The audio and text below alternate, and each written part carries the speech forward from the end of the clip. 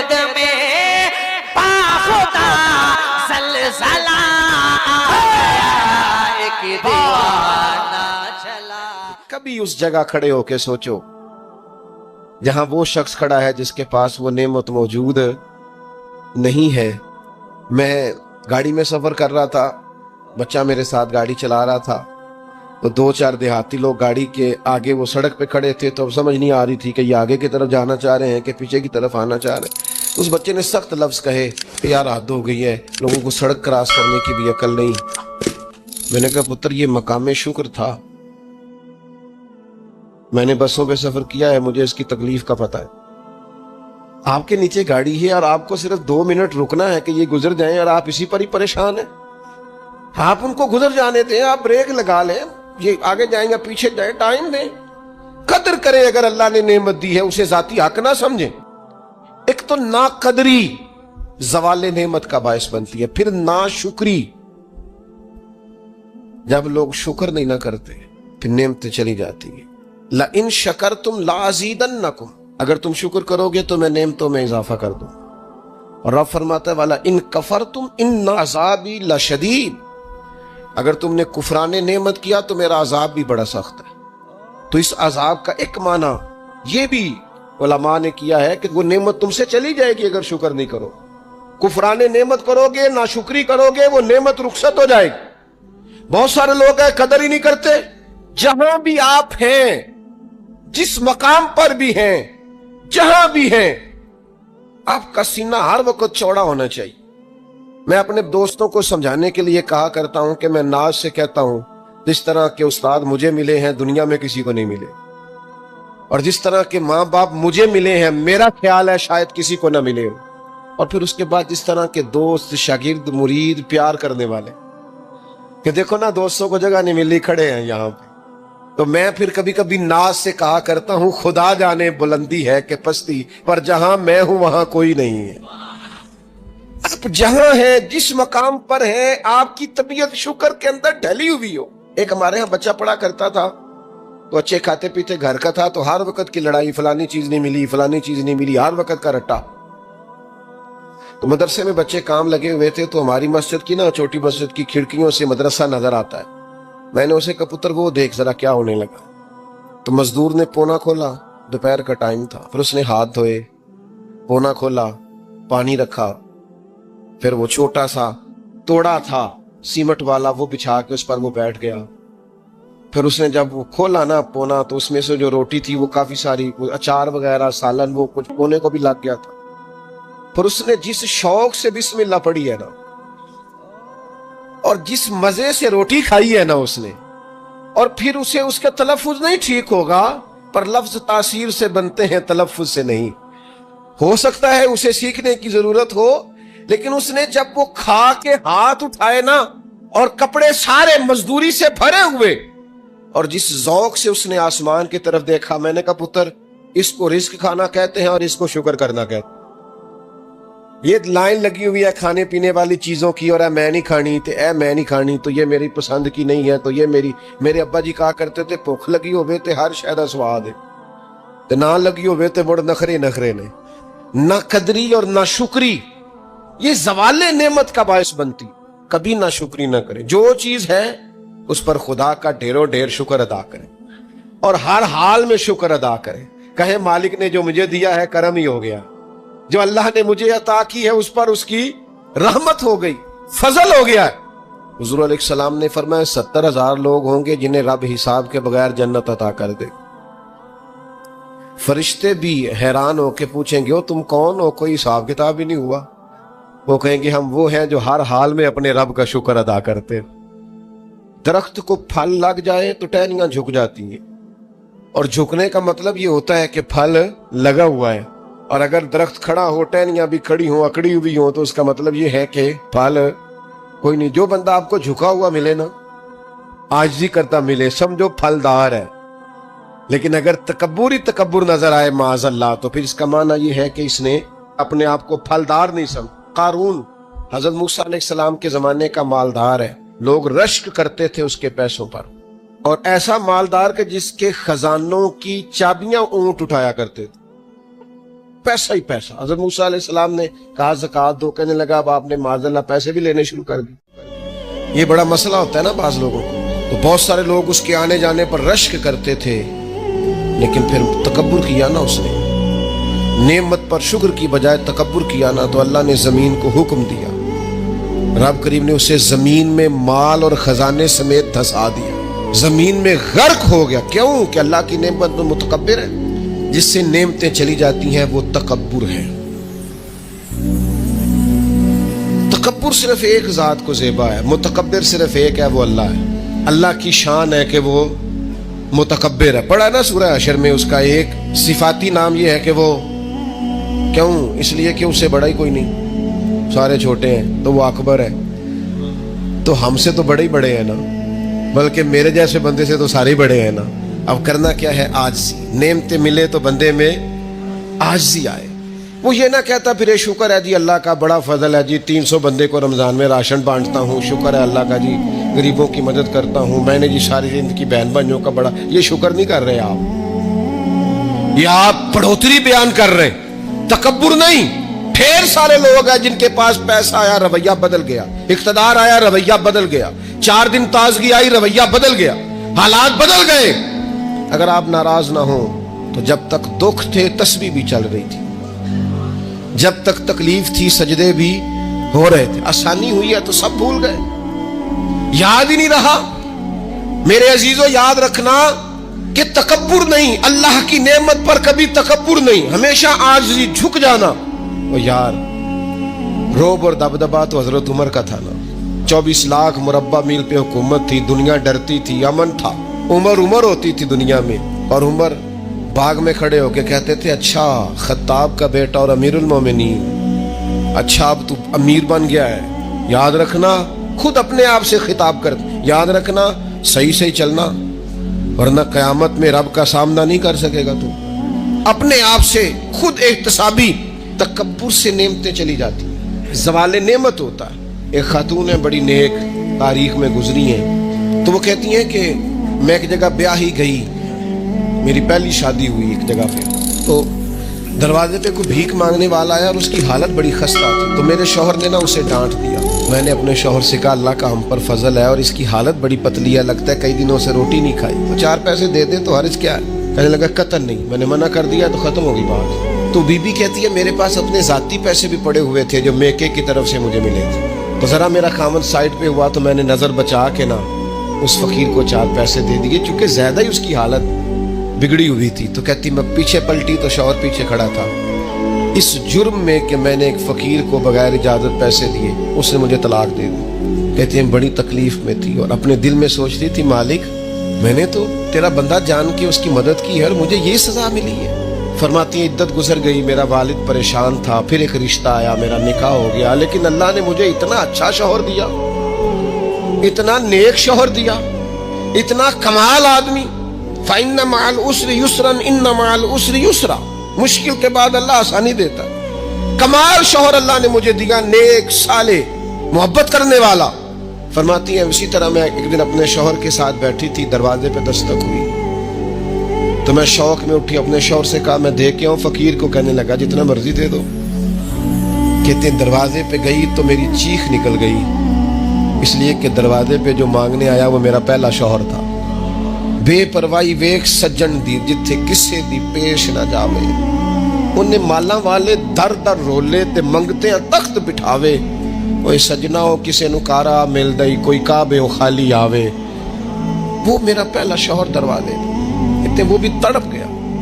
कल तक तकब्बुर था, गुरूर था कि हम मालदार है, हम किसी गरीब को क्या दे, लेकिन आज ये हाल है कि वो खुद दरवाजा दरवाजा भीख मांग रहा था। ना कदरी ना शुक्री, तकब्बुर, ये ज़वाले नेमत का बायस बनता है। इंसान के पास से नेमत रुखसत होने लग जाती है। एक चौथी बात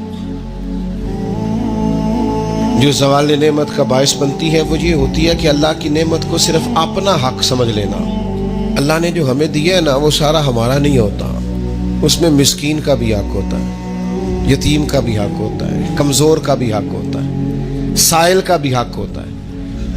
सख्त जुमला है पर चलो कोई बात नहीं, कभी कभी कड़वी गोली से भी फर्क पड़ता है। बाज लोगों को अल्लाह नेमत देता है, वो सांप बन के बैठ जाते हैं, वो समझते हैं हमारा हक है, और किसी को दे के एहसान जतलाते हैं। मैं एक महफिल में गया तो मुझे कहने लगे 2 उम्रे के टिकट भी हमने देने हैं, तो आप निकाल के जाए। मैं कहा जिन्होंने देने थे चुप करके दे दो, ये नहीं दिए जाते। आपने उसकी फोटो ही बनानी है, किसी को उम्रा करा रहे हो, चुप करके दे दो, खत्म हो गई बात। बच्चियों की, गरीब बच्चियों की शादी करानी है तो वो सारी लाइनों में बना के तस्वीरें बनाने की क्या जरूरत। आप सांप बनकर ना बैठे। अल्लाह ने जो नेमत दी है, और मिशकात में हदीस है, हुजूर अलैहिस्सलाम ने फरमाया रब तुम्हें जो रिस्क देता है तुम्हारे ज़ईफ और कमजोर लोगों की बरकत से अता करता है। तो इनकी बरकत से तो तुम्हें मिल रहा है, और तुम तकब्बुर करते जा रहे हो, गुरूर कर रहे हो, और तुम कहते हो नहीं ये मेरा हक था। हक नहीं था भाई, खुदा ने अपने फजल से अता किया। अच्छा, फिर कुछ बंदे भूल ही जाते हैं, गांव से आकर पढ़ने वाले भूल ही गए कि किसकी माँ ने कितना जेवर बेचा था।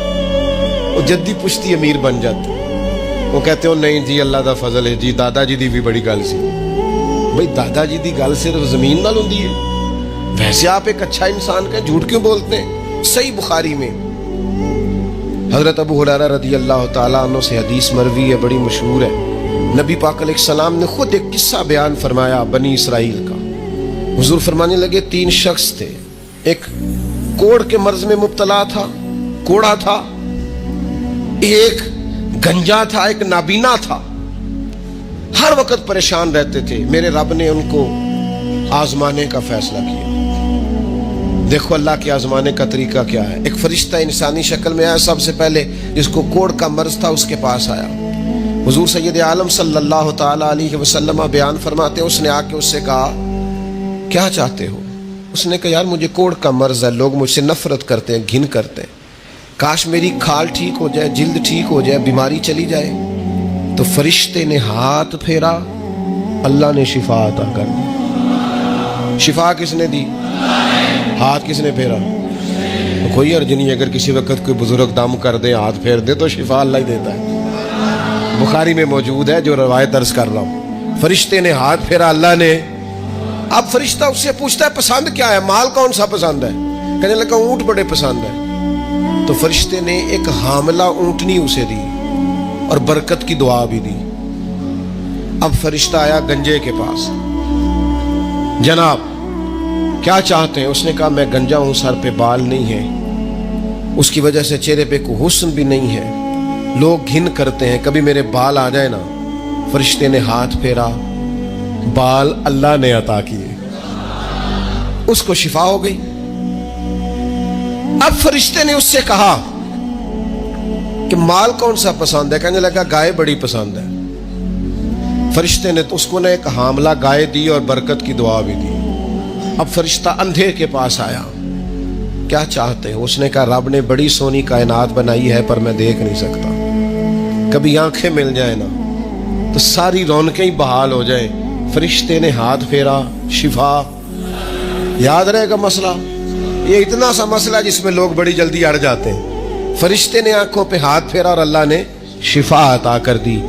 फरिश्ते ने कहा पसंद क्या है। कहा बकरियां बड़ी पसंद है। एक हामला बकरी भी दे दी और दुआ भी कर दी। अब वो जिसको ऊंटनी दी थी हामला, उसकी हुजूर फरमाते पूरी वादी ऊंटों की भर गई, और जिसको गाय दी थी उसकी पूरी वादी गायों से भर गई, और जिसको बकरी दी थी पूरी वादी रेवड़ों के रेवड़ बकरियों के तैयार हो गए।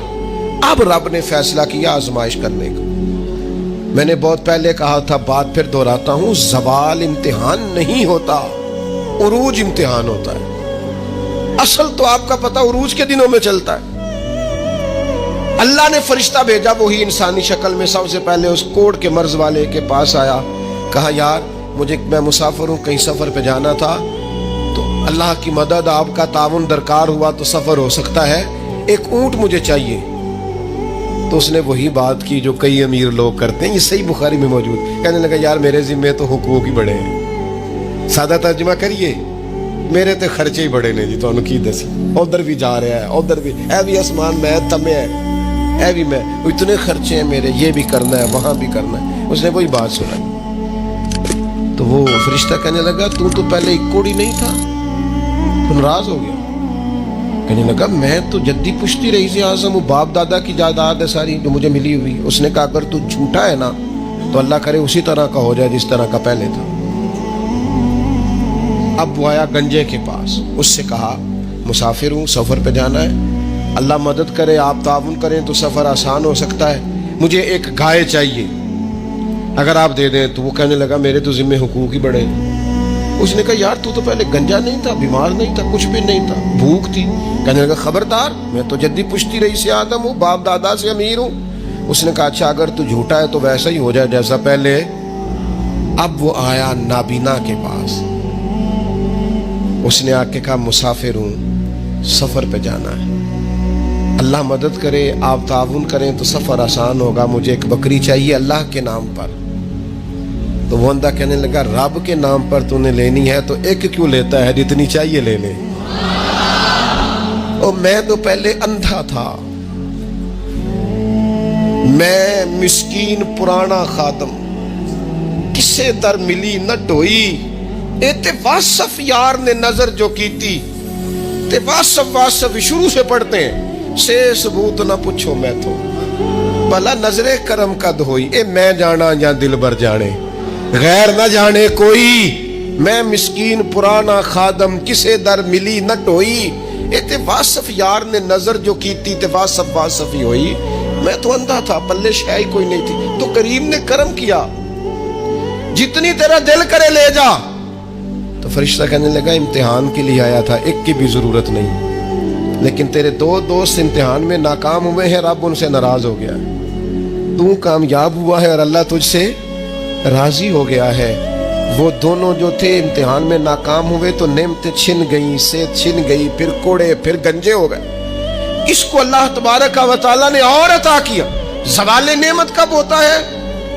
جب لوگ راہ خدا میں خرچ نہیں کرتے, غریب کا, مسکین کا, لاچار کا خیال نہیں رکھتے. جیسے جیسے پیسے آتے جاتے ہیں ذاتی خرچے بڑھتے جاتے ہیں, ذاتی معاملات ہی بڑھتے جاتے ہیں. آہستہ آہستہ لوگ کہتے ہیں خود جی آپ کو پتہ ہے نا, پھر ہمارا گھر بڑا وسیع ہے تو بڑے مسئلے ہیں, تو بڑے خرچے ہیں, تو بڑی چیزیں ہیں. بھائیو, زوال نعمت کے معاملے میں اپنے رب کا خوف پیدا کریں, اللہ سے ڈریں ہر وقت.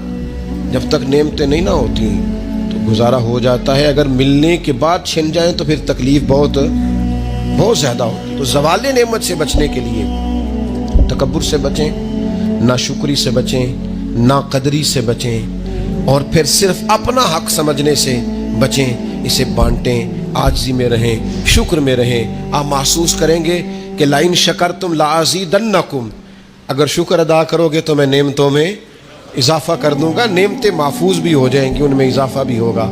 ہر وقت نبی کریم شکر ادا کرتے, ہر وقت صحابہ اور اہل بیت مقام شکر پر فائز رہتے. یہ مقام شکر انسان کو زوال نعمت سے بچاتا ہے. اپنے آپ پر غور کریں, اگر کوئی بھی نعمت موجود ہے, وہ اولاد کی صورت میں ہے, وہ صحت کی صورت میں ہے, وہ بہن بھائی, ماں باپ, دوست احباب, بیوی بچوں کی صورت میں, جو بھی انعام اللہ کے موجود ہے اس میں کبھی تکبر کا شکار نہ ہو. ساری زندگی کوئی رب کی عبادت کرے, ایک سجدہ بھی معاذ اللہ کسی بت کو کر دے, پچھلی ساری عبادتیں اکارت چلی گئی, مشرک ہو جائے گا.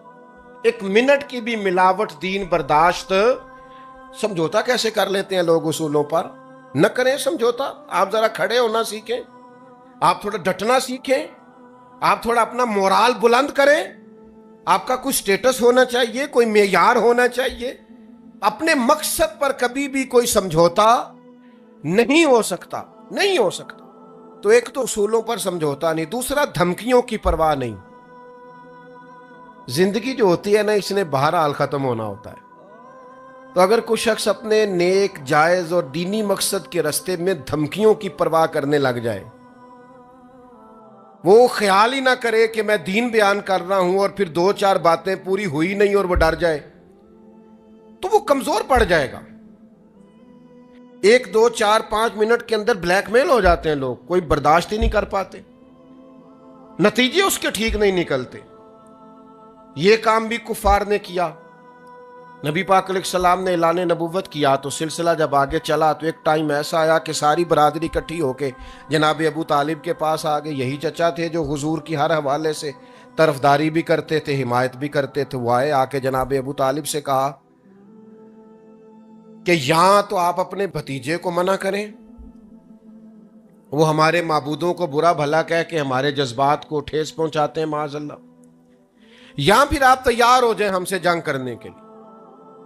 اور شدید انداز میں بات کی۔ جناب ابو طالب نے ایک دفعہ تو ٹال دیا، وہ دوسری دفعہ پھر آ گئے، آپ سے کہا تھا پر آپ نے بات نہیں کی، آپ دیکھ لیجئے یہاں آپ حمایت چھوڑ دیں، ہم جانے وہ جانے۔ اور شدید دھمکی دی انہوں نے۔ جناب ابو طالب اب بوڑھے تھے، اور پھر یہ کہ ساری برادری، انہوں نے نبی پاک علیہ السلام کو بلایا، سرکار تشریف لائے تو کہا بھتیجے میں نے ہر موقع پر آپ کی مکمل حمایت کی ہے، میں ساری برادری کا بوجھ نہیں اٹھا سکتا، آپ اپنے قبیلے کے ساتھ بیٹھ کے بات کر لیں۔ اور وہ کہہ رہے ہیں کہ یہاں تو آپ باز آ جائیں، یہاں پھر جنگ ہوگی۔ تو یہ میرے رسول پاک علیہ السلام کا مقصد کے لیے عزم ہے۔